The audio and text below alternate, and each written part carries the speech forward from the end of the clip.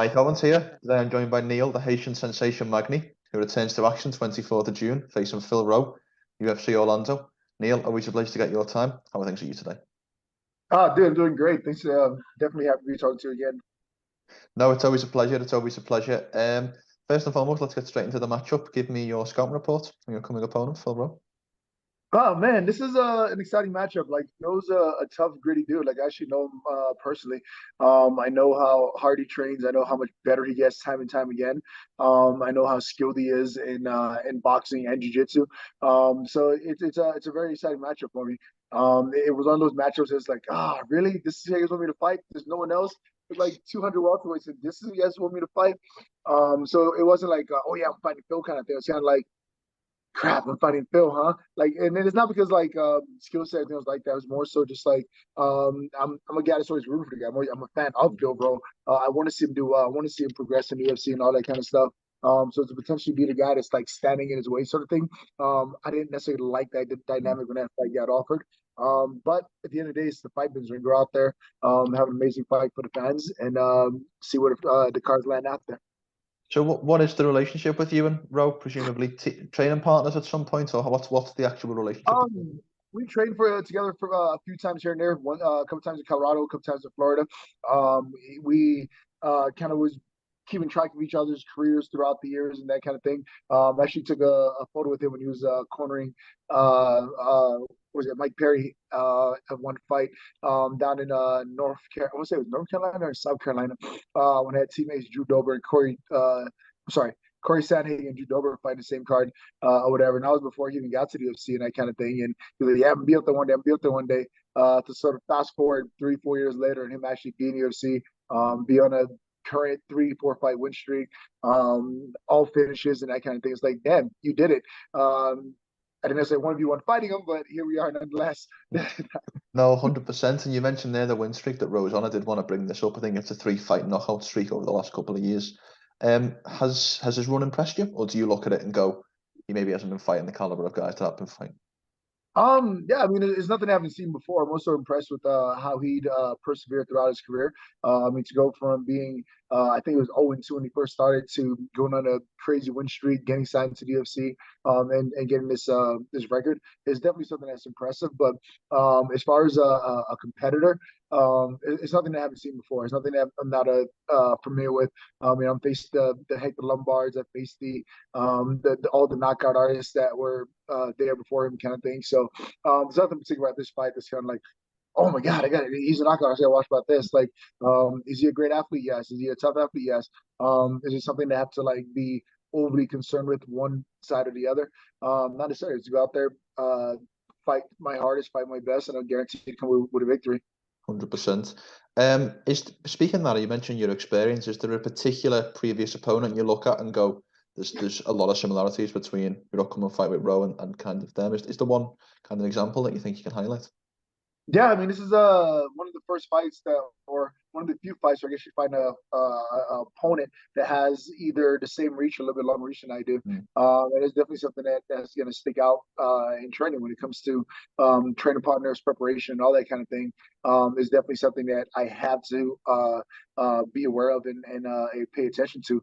I fought the other tall guys in the division, such as Tim Means, the Carlos Condits, guys like that who actually came into the fight with either same or longer reaches as well. It was pretty successful against those guys in your reach. So I know the reach is going to be a factor in this fight. I can't necessarily stay on the outside and go.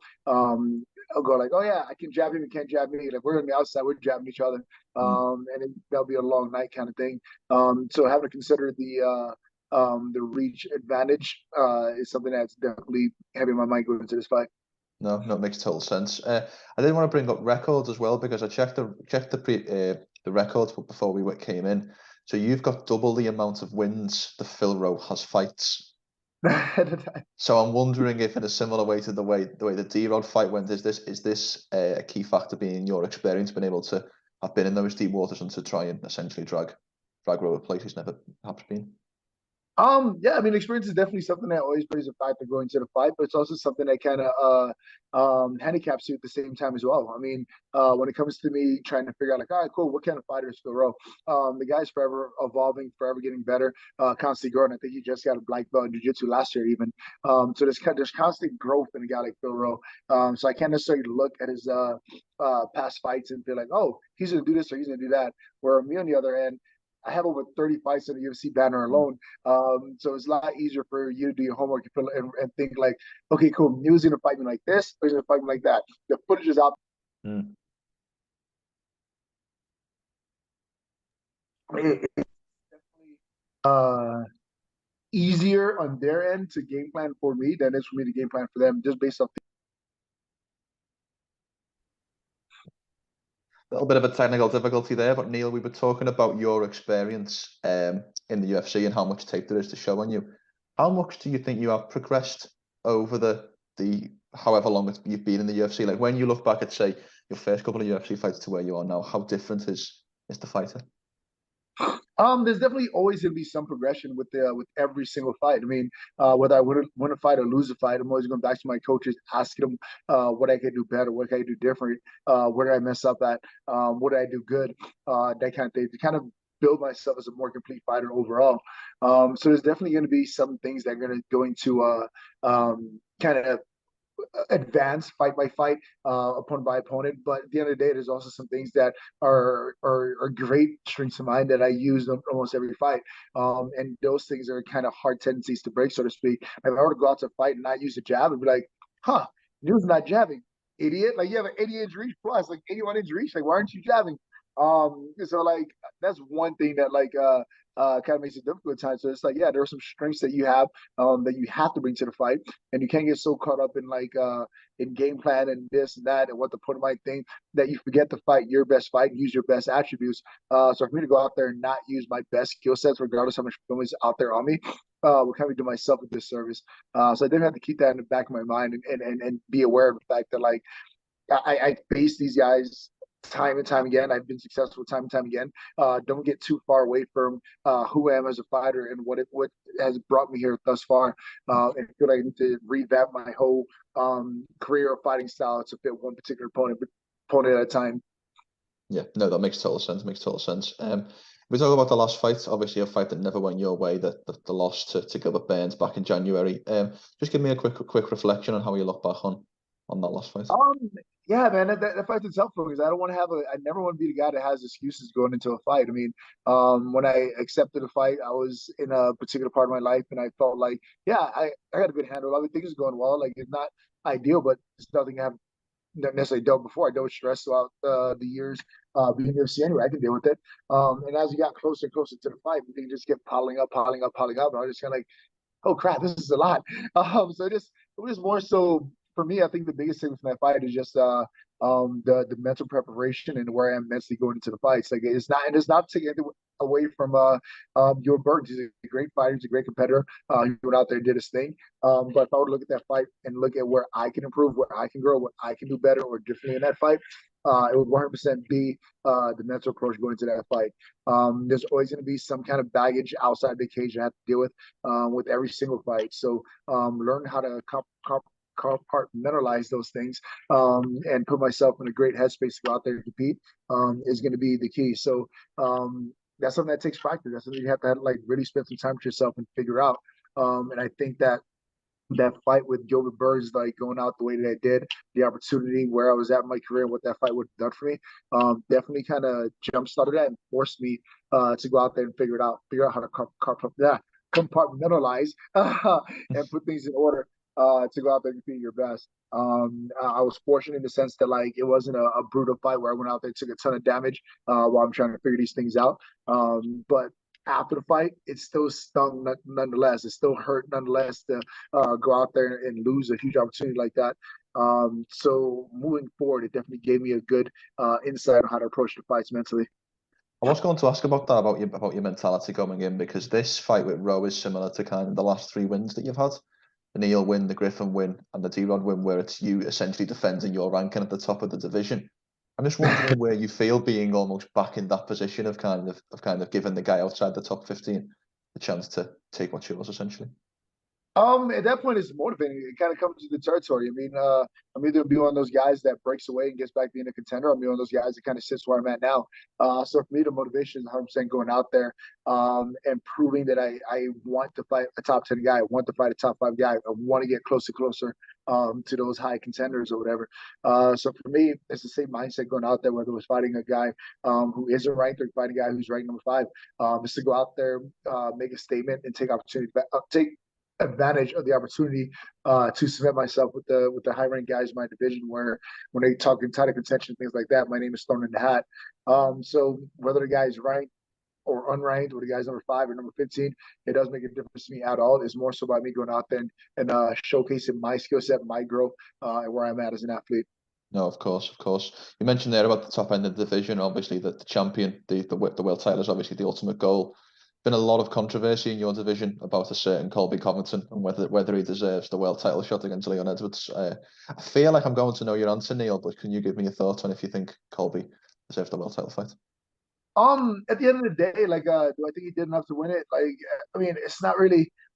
This is an argument can be made for everybody. Like, I mean, like an argument can be made for Bilal, an argument can be made for Kamaru versus Leonedwards for a 4 fight. Kamaru, like, there can be so many matchups made in the division, but at the end of the day, the thing that we all have to accept and realize is like, yeah, your rank does mean something, but at the end of the day, this is also a business as well. Like, I mean, I was surprised if Masvidal would get to go out there and fight him off of a loss. Like, you know what I mean? Just at the end of the day, like, it is one of those things where, like, yes, this is about competition and who's better in ranking and all that other stuff, but you can't dismiss the fact that it's also a business, and we have to look at who's going to be able to sell the fight, where the fight can sit, what stadium, what state, what country the fight can be in, and all that other stuff. And I feel like, personally, Cody Covington might be that guy to go out there against Leonedwards and really help promote that fight to make it a big fight for the welterweight division. You mentioned promotion there, and to kind of the next question I want to ask is obviously we've got a new champion for a long while. It's been kamaruusman, as you alluded to. Now we've got Leon. Do you anticipate Leon will hold the belt for a while, or do you think that the likes of Colby or one of the next contenders will take it off him relatively soon? I think Leon just, I don't know, and this is not me hitting on a guy. I hope I'm wrong at the end of the day, or I hope that if he does come across as more so like, bro, that's not the case at all. I'm ready to go kind of thing. Where when I look at Leon, I look at him winning the belt. I kind of feel like because of such a long road that he took to get there, like had to go on a 9-fight win streak, had to fight guys that weren't ranked, had to fight guys that were ranked, had to get fights that were scheduled, got canceled, had all this stuff go on. That for him to finally get to the point that, like, man, I won the belt. I think that he's kind of taking a breath, so to speak, or taking a victory lap, where it's like, whoo, I made it. I'm here. I'm good. And in my perspective, I haven't been there yet, so this is all hypothetical.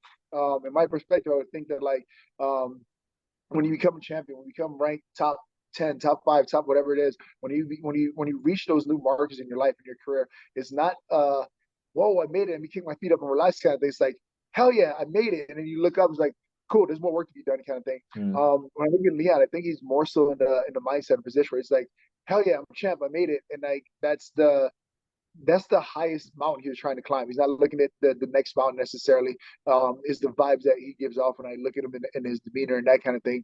Like I said, I hope I'm completely wrong, and this is just me talking out of thin air kind of thing. But I just don't. I just feel like he's settling in. Like, all right, cool, I did it. It's done. Move on to the next thing, kind of thing. I hope that's not the case. I hope he's actually still motivated, fired up to go out there and like, all right, let me see how many times I can defend this title. Let's see if I can catch up to GSP's record with title wins and that kind of thing. But who knows? I guess time will tell. No, of course. And I'd kind of turning the conversation back to yourself for one final question. And you can take this question any way you like, Neil. It's kind of the new question I'm like to end my interviews with. I'd like you to give me a walkthrough of the perfect day on the 24th of June. So what happens when you wake up in the morning, when you go to sleep at night? Give me a quick walkthrough of fight day. Man, the perfect day for me to go out there is wake up, fight day, feeling good, waking up hydrated, go down to the lobby, have a big ass breakfast, just piled up with pancakes stacked yay high.